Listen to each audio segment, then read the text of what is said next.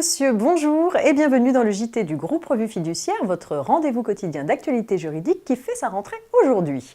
On découvre sans plus attendre les titres de ce lundi 4 septembre.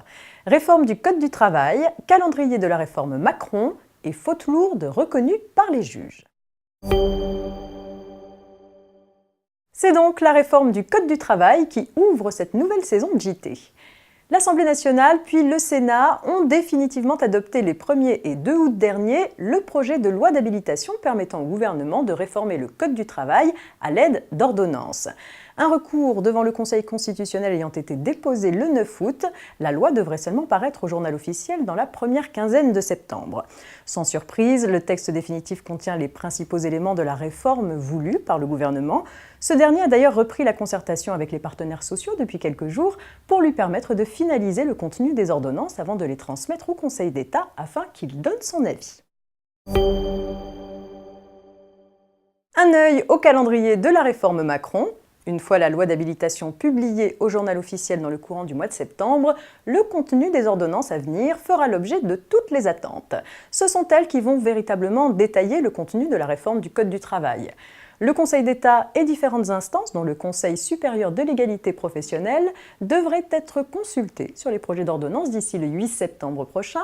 Le gouvernement a ensuite ambition d'adopter les ordonnances en Conseil des ministres entre le 18 et le 22 septembre. Ces dernières devraient ensuite être publiées au journal officiel autour du 25 septembre. Pour acquérir une valeur légale définitive, il faudra encore que les ordonnances soient ratifiées par le Parlement à l'aide de lois de ratification. On termine avec la question de la faute lourde reconnue par les juges.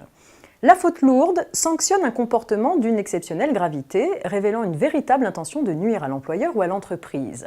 Un licenciement pour ce motif n'ouvre pas droit à l'indemnité légale de licenciement. Mais les juges admettent rarement l'existence de la faute lourde car ils estiment souvent que l'intention de nuire du salarié n'est pas caractérisée. En juin dernier, cependant, ils ont reconnu 2 fois la faute lourde.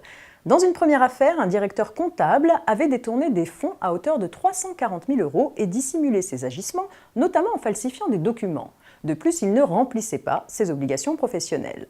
Dans une seconde affaire, un directeur d'usine s'était octroyé dans des conditions tout à fait irrégulières une prime représentant plus de 6 fois son salaire annuel. Fin de ce JT, je vous souhaite une excellente semaine et on se retrouve demain.